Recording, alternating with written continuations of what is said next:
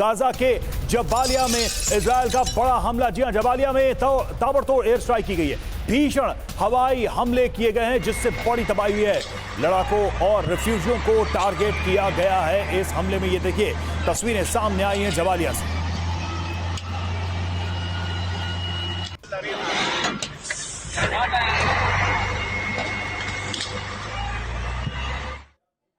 और देखिए इस हमले को लेकर एक और बड़ी खबर। जबालिया कैंप पर हमले से भारी नुकसान की जानकारी मिल रही है। आईडीएफ के हमले में 33 लोगों की मौत हो गई है। एयर स्ट्राइक में 80 से ज्यादा जख्मी हो गए। ये देखिए आप, जबालिया कैंप जहां पर शरणार्थियों ने शरण ले रखी थी, यहां पर बड़े हमले को अंजाम दिया गया। तो देखिए जबालिया में बड़ा हमला हुआ है, यानी कि हमास के खिलाफ लगातार गाजा में ऑपरेशन जारी है। इस वक्त हमारे साथ जो खास मेहमान जुड़े हुए हैं उनका आपसे परिचय करा दे। Major general Sanjay Soi sir as a defence expert हमारे साथ मौजूद है स्टूडियो में। Colonel U S Rathore sir as a defence expert हमारे साथ मौजूद है। Air commodore Ashwinder Singh Bahal sir हमारे साथ एज अ डिफेंस एक्सपर्ट है। कमांडर राजीव सरदाना सर हमारे साथ डिफेंस एक्सपर्ट के तौर पर मौजूद है। और मनीष झा हमारे संवाददाता इस वक्त हमारे साथ जुड़े हुए जो कि अभी हाल ही में इजराइल से वापस भी लौटे। मनीष, क्या नजर आ रहा है आपको? जिस तरह से याहिया सिनवार को मौत के घाट उतारा गया, माना जा रहा था कि हो सकता है कि इजराइल का जो हमला है वो गाजा में कम होगा, लेकिन जबालिया की तस्वीर तो कुछ और बता रही है। बिल्कुल, देखिए पहले सिनवार की मौत और उसके बाद जबालिया में जिस तरीके से इजरायली फोर्स लगातार अटैक कर रही है, इसका मतलब साफ तौर पर है कि इजराइल केवल लेबनान में या ईरान के खिलाफ ही नहीं सोच रहा, बल्कि गाजा के मामले में भी लगातार उसकी कार्रवाई आगे बढ़ती जाएगी। हालांकि इजराइल के प्रधानमंत्री ऑफिस की तरफ से बार बार इस संभावना को खारिज किया जाता है, लेकिन ऐसा लग रहा है कि कम से कम नॉर्थ गाजा के हिस्से पर अब इजराइल फिलहाल किसी भी फिलिस्तीनी नागरिक को वापस आने नहीं देने वाला है। और इसीलिए लगातार जबालिया और आसपास के तमाम कैंपों में जहां पर अभी भी लोग मौजूद हैं, वहां पर इस तरह की स्ट्राइक किए जा रहे हैं, जिसको लेकर यूएन का भी मानना यह है कि ये जानबूझकर एक एथनिक क्लींजिंग जैसा ऑपरेशन है, ताकि वहां से लोग चले जाएं। और अगर एक बार लोग चले गए तो कम से कम खान यूनुस तक की जो सीमा है वो इजराइल के कब्जे में रहेगी, जिसको वो फिर अपने लिए एक बफर जोन के तौर पर या फिर अपने एक सेटलर कॉलोनी के तौर पर इस्तेमाल कर पाएगा। जी बिल्कुल। और देखिए ईरान पर कभी भी बड़ा हमला हो सकता है, यह भी जानकारी सामने आ रही है। इजराइल की सभी तैयारियां पूरी हो चुकी हैं और नेतन्याहू के सिग्नल मिलने का ही इंतजार कर रही है आईडीएफ, जिसके साथ ही ये हमला हो सकता है। हमला होगा ये तो तय है, कब होगा बस इसी पर यह सवाल बना हुआ है। हालांकि ये भी खबर आई थी कि ईरान पर हमले की तारीख अमेरिका में राष्ट्रपति चुनाव से पहले ही है, यानी कभी भी यह हमला हो सकता है। आईडीएफ को ग्रीन सिग्नल का इंतजार है।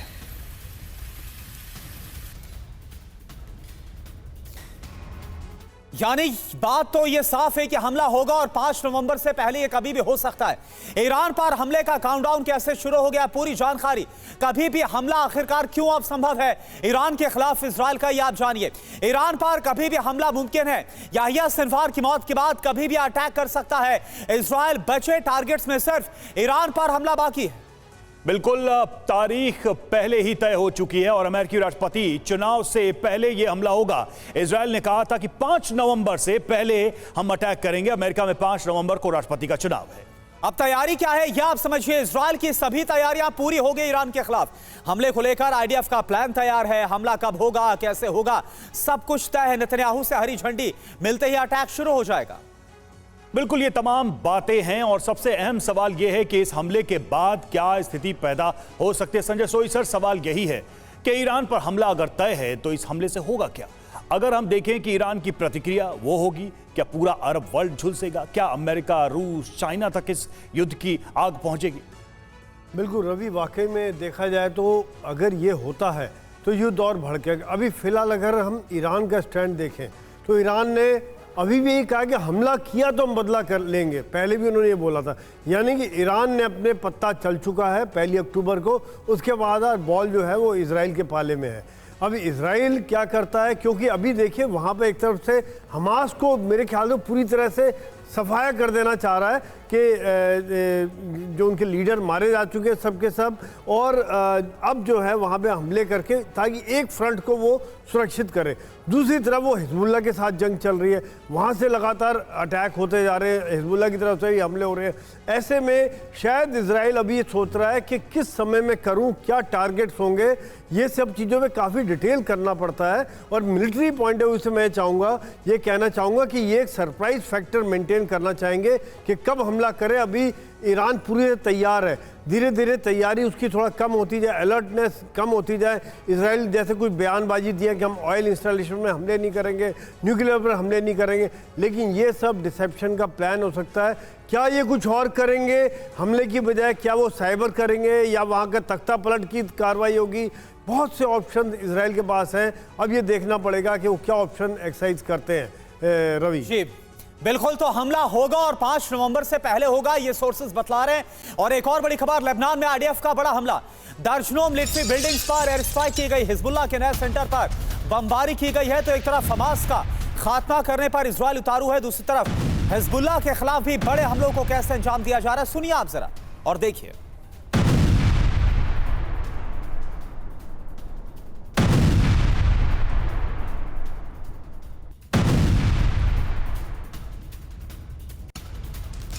और 3 दिन बाद हमास ने माना मारा गया सिनवार। जी हां, हमास ने कहा मौत से हम और मजबूत होंगे।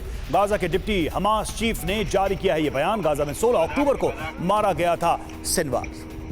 और देखिए एक और बड़ी खबर, ईरान पर हमले के बारे में अमेरिका को सब पता है। अमेरिका को बताया गया ईरान पर हमला आखिर कब होगा।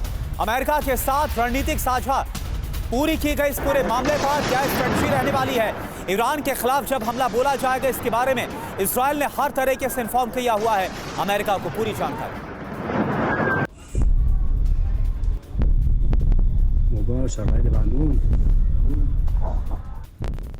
और बाइडेन ने ईरान पर जल्द हमले के संकेत दिए हैं। पत्रकारों ने बाइडेन से हमले को लेकर किए सवाल। बाइडेन ने कहा हमें पता है कब और कैसे होगा हमला। तो देखिए इस तरह से यह बहुत साफ हो गया है कि अमेरिका के राष्ट्रपति को हमलों को लेकर सब पता है। और ये सवाल जब पूछा गया तो उन्होंने जवाब दिया कि हमें पता है कब और कैसे हमला होगा।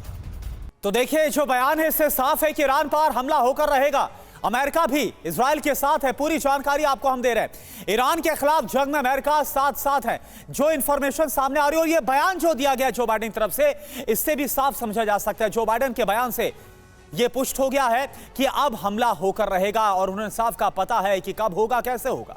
बिल्कुल, कैसे माना अमेरिका, तो यह भी देखिए कि अमेरिका ने कहा था एटमी साइट पर हमले न हो, ईरान के तेल डिपो पर भी हमले न हो। दोनों जगह पर हमला न करने के लिए नेतन्याहू राजी हुआ और इस तरीके से एक एग्रीमेंट बना अमेरिका और इजराइल के बीच में। और देखिए कहां पर यह हमले होंगे। ईरानी सेना हथियार डिपो, ईरानी एयरबेस और IRGC के ठिकानों पर हमलों को अंजाम दिया जाएगा, जो खबर इस वक्त निकलकर सामने आ रही है। बिल्कुल, और देखिए बड़ी बात क्या है, इजराइल के मुताबिक शुरुआत में सीमित हमले होंगे और लिमिटेड तरीके से ईरान पर यह हमला किया जाएगा।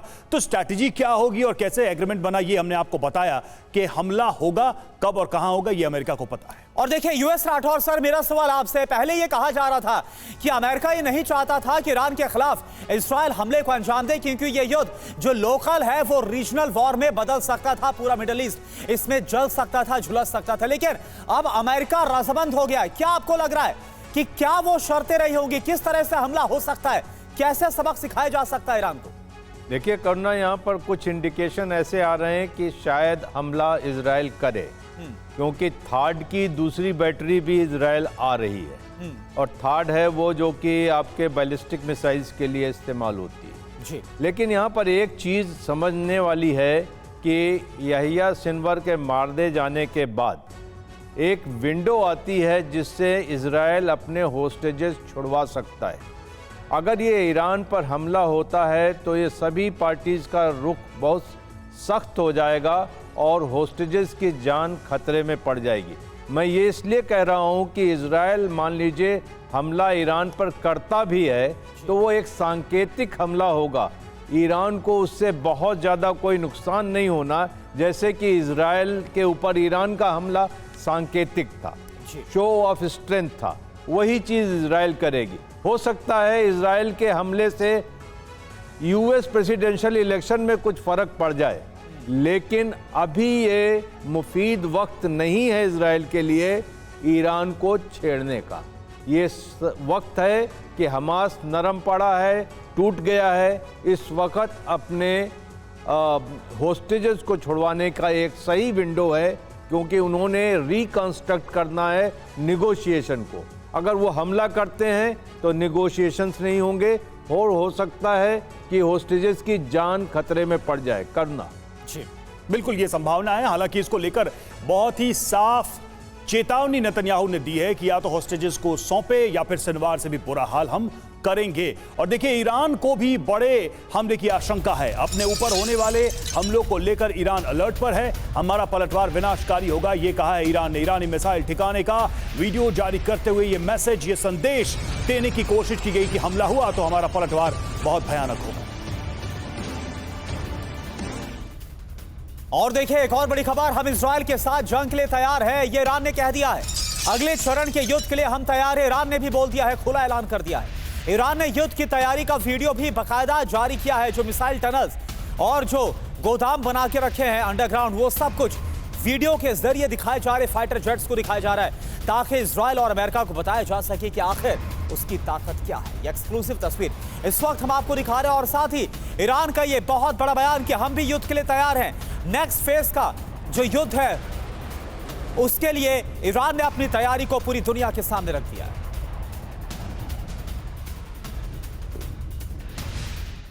जी हाँ, तो ईरान की बड़ी जंगी तैयारी है। दो तस्वीरें हम आपको दिखाने जा रहे हैं, जिन तस्वीरों को जारी करके इस तैयारी का हवाला दिया गया है। देखिए, पहली तस्वीर आप देखिए, ईरान इजराइल में कभी भी भीषण जंग हो सकता है। और इन तस्वीरों के माध्यम से एक तरफ मिसाइलों को दिखाया गया, टनल में जो मिसाइलें हैं उनकी तस्वीरें जारी की गई हैं, और इजराइल के खिलाफ जो तैयारी है उसको शो ऑफ करते हुए ईरान ने कहा है कि हम पर हमला हुआ तो भयानक इसका अंजाम होगा। हमारे साथ तमाम मेहमान भी जुड़े हैं, लेकिन मैं मनीष आपके पास आना चाहूंगा, फिर बहल सर आपके पास भी आऊंगा इसको लेकर। मनीष, ये जो तैयारियां हैं, ये जो तस्वीरें हैं, हम जानते हैं कि आजकल इंफॉर्मेशन वॉर एक बड़ा वेपन है, तो क्या ईरान ये जो कोशिश कर रहा है वीडियोस के जरिए या इस तरह के इमेजेस के जरिए वार्निंग देकर, क्या एक परसेप्शन बिल्ड करने की कोशिश कर रहा है, जबकि ईरान को भी पता है कि सीधी जंग होगी तो क्या क्या हो सकता है? देखिए, नसरुल्लाह एक बंकर में छिपा था जमीन के अंदर जिस वक्त इजराइल ने उसे मारा।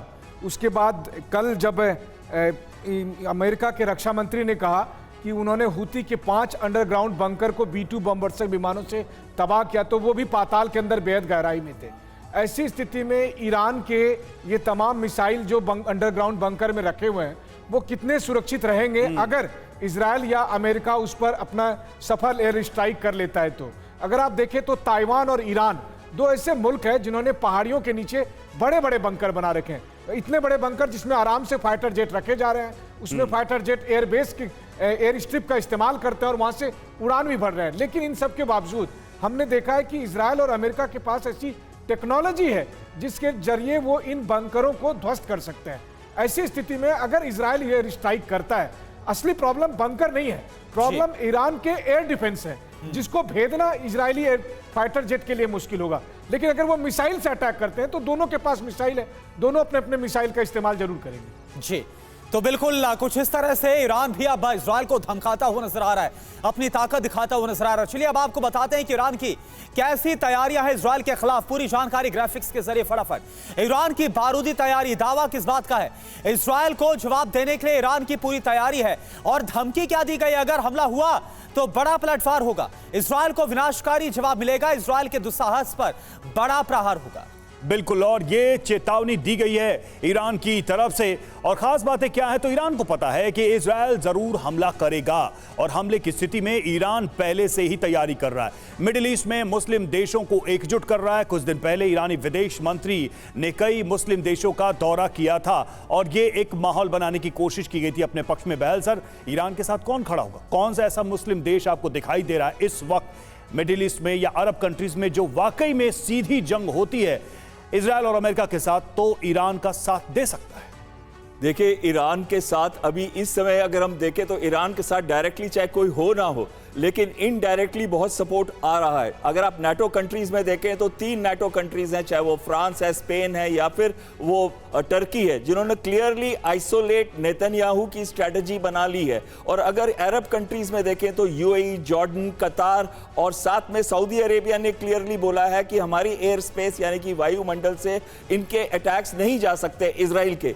तो कहीं ना कहीं डायरेक्टली उनके साथ कोई खड़ा ना हो, उनके साथ चीन खड़ा है, उनके साथ रशिया खड़ा है। रशिया ने क्लियरली बोला है कि अगर आप अटैक करेंगे उनके न्यूक्लियर साइट्स के ऊपर तो बहुत ही खराब होगा। तो रिस्पांस क्या आ रहा है कि प्रोपोर्शनेट अटैक होगा। प्रोपोर्शनेट अटैक का मतलब है कि न्यूक्लियर साइट्स और ऑयल इंस्टॉलेशंस पे नहीं होगा, लेकिन होगा उनकी मिलिट्री इंटेलिजेंस एंड सिक्योरिटी की जो मिनिस्ट्री है, या वो आईआरजीसी के हेडक्वार्टर्स हैं, या फिर जो उनके मिसाइल साइट्स हैं या लॉन्चर्स हैं, या फिर ड्रोन एरियाज हैं, वेपन सिस्टम्स हैं, उन पे हमला होगा।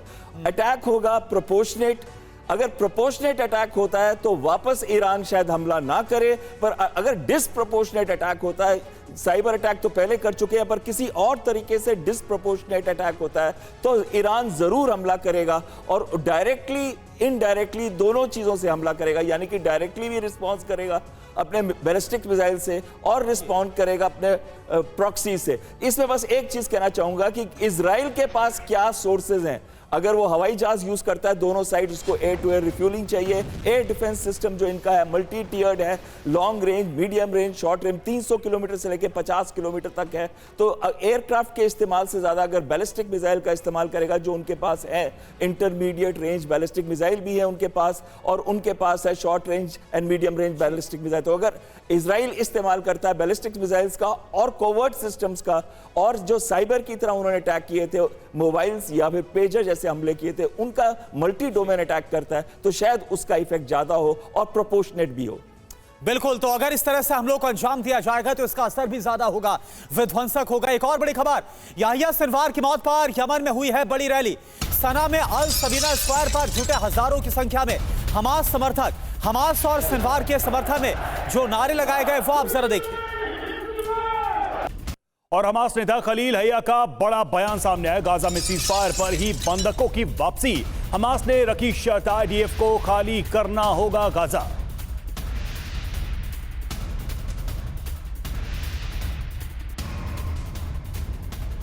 और देखिए एक और बड़ी खबर, ईरान पर हमले से एटमी खतरे की आशंका है। एटमी हथियार बनाने में रूस दे रहा है साथ। रूस ने भी हमले को लेकर इजरायल को धमकी दी। और ईरान पर हमला, एटमी खतरे की आशंका। जी हां, सबसे पहले खबर क्या है वो देखिए। ईरान जल्द एटमी हथियार बनाना चाहता है। परमाणु हथियार बनाने में रूस मदद कर रहा है, और मदद के लिए दोनों देशों में सीक्रेट डील हुई है। और देखिए हर तरह से ईरान को रूस दे रहा है सहयोग, सूचना और तकनीक को मुहैया कराया जा रहा है। बदले में ईरान बैलिस्टिक मिसाइल दे रहा है। चिंता किस बात की है? अमेरिकी प्रतिबंध के बावजूद नहीं मान रहा ईरान। ईरान ने 2015 में अमेरिका से किया था समझौता। प्रतिबंध में ढील की बजाय जो समझौता है वो किया गया था, और अब आप देखिए ईरान बड़े पैमाने पर तैयारी कर रहा है। और सरदार सर, मैं आपके पास आना चाहूंगा। सवाल यही है कि रूस ईरान के साथ खड़ा है खुले तौर पर, और अगर मेरा सवाल मैं आपसे इस तरह से पूछूं कि अगर इजराइल ईरान पर हमला करता है और अमेरिका खुले तौर पर इजराइल को सपोर्ट करता है, तो फिर तो चाहे वो सीरिया हो, यमन हो, इराक हो, रूस हो, उन्हें खुले तौर पर आना पड़ेगा इराक के साथ, ईरान के साथ। देखिए, इजराइल के साथ तो अमेरिका खड़ा ही है, इसमें कोई दो राय नहीं है, और रहेगा भी सही। लेकिन बाकी जो देश हैं ईरान के साथ कितना खड़े होंगे वो देखने वाली बात है। रशिया जरूर ही तकनीक दे रहा है, हेल्प करता है टेक्नोलॉजी में, वेपन बनाने में ईरान की, लेकिन खुल के मेरे हिसाब से रशिया भी नहीं आएगा। दोनों ये जो देश हैं, अमेरिका और रशिया, ये खुल के लड़ाई में इन सब का साथ नहीं देंगे। दूसरी बात मैं कहना चाहूँगा कि जो ये सिनवार की मौत हुई है, इसमें आप देखेंगे कि उसने आखिरी में एक लकड़ी से ड्रोन की तरफ पत्थर, लकड़ी का टुकड़ा फेंका। मेरे हिसाब से जिस हालत में आज उसने एक लकड़ी, मरने से पहले एक लकड़ी फेंकी है, ये इतने डीमिलिटराइज हो जाएंगे इजराइल, इनको हिजबुल्लाह और हमास के हथियार खत्म कर देगा, पूरे के पूरे जखीरे, कि ये सिर्फ पत्थर और लकड़ी फेंकने के लायक ही रह जाएंगे या सिर्फ नारा लगाने के। सर, हमें याद होगा जब 7 अक्टूबर का अटैक हुआ था, उसके बाद से अपने स्पीच में ये कहा भी था कि हम स्टोन एज में वापस भेज देंगे जितने भी इलाके जहां पर ये ग्रुप मौजूद हैं। लेकिन सोई सर, अब सवाल ये है कि एक शर्त आई है। देखिए, सारा मसला आके रुका है बंधकों की रिहाई पर। मतलब ये कई बार ये बात आ चुकी है कि बंधकों की रिहाई हो जाए तो युद्ध खत्म हो जाए। अब जो हमास की तरफ से एक कंडीशन दी गई है कि सीज फायर हो जाए तो हम बंधकों को छोड़ दें, ये डेडलॉक कैसे खत्म हो सकता है? एक कह रहा है कि युद्ध बंद करिए तो बंधकों को छोड़ें, और दूसरा कह रहा है कि बंधक छोड़ो तो ही युद्ध बंद हो। नहीं, देखिए, ऐसा है कि ये वाकई में बहुत पेचीदा सवाल है, राइट। 7 अक्टूबर के बाद से ये बात बार बार उठ रही है और कई बार इस चीज़ के ऊपर बीच में 2-3 बार बातचीत भी आगे बढ़ी थी और कुछ बंधक छोड़े भी गए थे, लेकिन एक फाइनल स्टेज पर अभी तक नहीं पहुंच पा रहा। क्योंकि अगर हमास के पास अगर कोई ताकत है, जो नेगोशिएटिंग पावर है, वो है सिर्फ बंधक, और कोई ताकत उनके पास नहीं है। बाकी तो इजराइल ने उनको मटियामेट करके तकरीबन बराबर कर दिया। यही कारण है कि वो इस ट्रंप जो तुरुप के पत्ते को अपने पास रखना चाहेंगे कि जब तक इजराइल की तरफ से कोई वादा नहीं होता या सीज फायर नहीं होता है, तब तक ये चलता रहे। सर, एक सवाल ये भी है, जिस तरह से गोला बारूद बरसा है, ये सभी जो बंधक है वो सही सलामत होंगे? ये भी एक सवाल उठता है दिमाग में। ये सही बात आप कह रहे हो कि कौन सा किस बिल्डिंग के नीचे, किस टनल के नीचे दब के मर गया होगा, खत्म हो गया होगा, और हमास जानबूझ के अनाउंस नहीं कर रहा होगा कि हो सकता है कुछ बचे हो, कुछ खत्म हो गए हो, क्योंकि ये तुरुप का पत्ता ही है। ये जब तक वो कहीं ना कहीं बार्गेनिंग पावर बनती है, उनकी ब्लैकमेलिंग का सिस्टम बनता है। बात तो सही है, लेकिन राठौर सर, जो ये ऑफर है कि 101 जो बंधक है उनको रिहा कर देंगे, इतना बड़ा गैम्बल किसी फेक ग्राउंड पे हमास अब क्यों खेलेगा, तब जबकि अब सब कुछ खत्म होता दिखाई दे रहा है? देखिए रवि, ये बंधकों का किस्सा बहुत ही इंटरेस्टिंग हो गया, क्योंकि ये सिर्फ इजराइल के बंधक नहीं है। जो अभी आप 101 बंधक कह रहे हैं, जो बेंजामिन नेतन्याहू ने भी कल अपने प्रेस रिलीज में कहा, इसमें 30 देशों के लोग भी शामिल हैं। उसके बाद भी एक प्रेशर ग्रुप बनाने में हम नाकामयाब रहे हमास के ऊपर या ईरान के ऊपर। अभी इन बंधकों को जो हमास सोच रहा था कि ये ट्रंप कार्ड है, वो उसको भी उसका उतना फ़ायदा नहीं मिला। इजराइल ने बिना धड़क उसके ऊपर अटैक पे अटैक किया। इजराइल की तरफ से अगर बंधक जिंदा आते हैं वेल एंड गुड, अगर मुर्दा आते हैं, नहीं आते हैं तो भी चलेगा। उस तरीके के भी हालात हो गए हैं, तो बंधक अब ट्रंप कार्ड नहीं रहा। हाँ, बेंजामिन नेतन्याहू के लिए बिल्कुल। और देखिए राठौर सर, ये भी हो सकता है कि जो सीज फायर का ऑफर रखा गया है हमास की तरफ से, एक टाइम बाय करने की कोशिश हो। बंधक को तब छोड़ेंगे जब सीज फायर होगा। इस बीच एक और बड़ी खबर है, लेबनान में ग्राउंड ऑपरेशन में आईडीएफ के 4 जवान जख्मी हुए हैं। 24 घंटे की लड़ाई में 4 सैनिक जख्मी हुए। सभी घायल जवान एलीट मजलान यूनिट के हैं, यह आईडीएफ की तरफ से कहा गया। तो लेबनान में ग्राउंड ऑपरेशन की तस्वीर आपको दिखा रहे हैं। आईडीएफ को भी नुकसान हो रहा है। आईडीएफ के 4 जवान जख्मी। वहीं हिजबुल्लाह को लेकर आईडीएफ का दावा, उत्तरी लेबनान में हिजबुल्लाह को भारी नुकसान। अब तक 1500 से ज्यादा लड़ाके मारे गए हैं, यह दावा किया गया।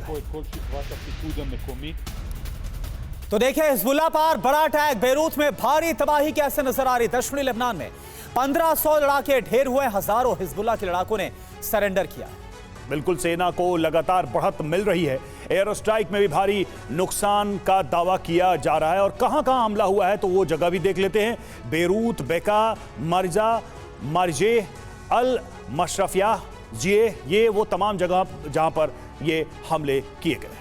और देखिए निशाने पर क्या क्या है। आईडीएफ के हिजबुल्लाह के ठिकाने निशाने पर है। हिजबुल्लाह के वेपन डिपो निशाने पर है। Hezbollah command centre, Hezbollah intelligence centre, ये सभी निशाने पर है। और अश्विंदर जी, सवाल मेरा आपसे है कि देखिए, हम देख रहे हैं कि इजराइल को अभी तक जो कामयाबी मिली है वो हवाई हमलों में हुई। ये एक जो पावर है वो इजराइल के साथ है, जो कि उसको 20 बनाता है हिजबुल्लाह के खिलाफ। लेकिन वहीं ग्राउंड ऑपरेशन में उसको नुकसान भी झेलना पड़ रहा है। 4 जवान भी उसके मारे गए हैं आईडीएफ की, जो खबर आ रही है।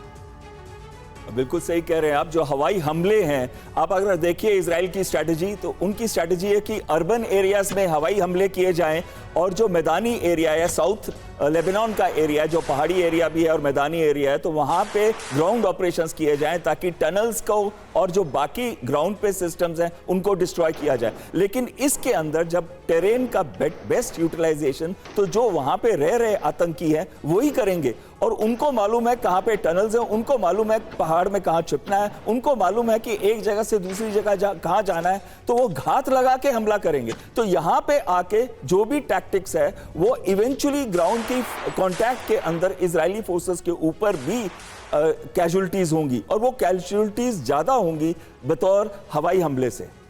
बिल्कुल। और देखिए, इजराइल के हाइफा में हिजबुल्लाह का हमला हुआ है, ये खबर सामने आ रही है। हिजबुल्लाह की तरफ से बार बार ये कोशिश की जा रही है कि हाइफा और दूसरे शहरों पर नुकसान किया जाए। हिजबुल्लाह ने मिसाइल से हाइफा को टारगेट किया, सभी मिसाइल को आईडीएफ ने इंटरसेप्ट कर लिया, ये भी जानकारी आ रही है। तस्वीरें देखिए सामने आई हैं इसी हमले की।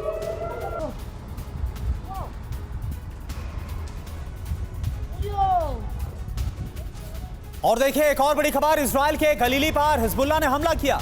आईडीएफ ने हिजबुल्लाह के हमले को नाकाम किया। आयरन डोम डिफेंस सिस्टम ने रॉकेट को इंटरसेप्ट किया है। तो देखिए, भले ही हिजबुल्लाह के भी टॉप लीडरशिप का खात्मा कर दिया गया, लेकिन हिजबुल्लाह हार मानने को तैयार नहीं है।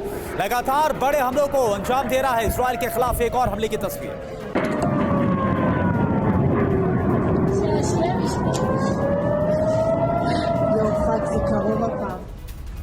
और इजराइल ने अमेरिका से एक और थाड की मांग की। इजराइल ने मिसाइल डिफेंस बैटरी की मांग की है। ईरान पर हमले से पहले थाड की मांग, जी हां, एक थाड पहले ही दे चुका है अमेरिका, यानी कि अपने सुरक्षा कवच को और मजबूत करना चाहता है इजराइल।